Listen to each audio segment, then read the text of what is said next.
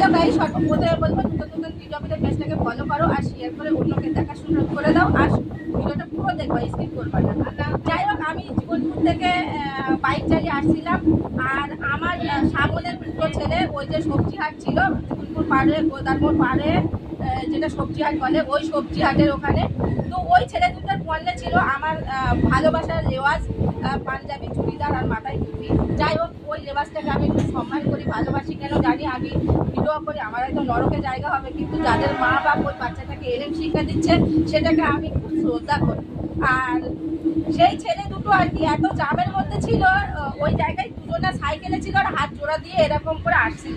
রাস্তার জাম ছিল, সবজি হাটে জাম হয়। তো তখন আমি ছেলে দুটোকে বললাম, এই এরকম রাস্তার মাঝে হাত জোড়া দিয়ে কেউ যায়?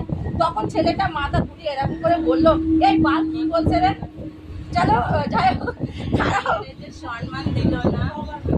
তো তুমি বলো যে এইগুলো কমেন্ট করে বলো কি হবে এই জায়গাটায়।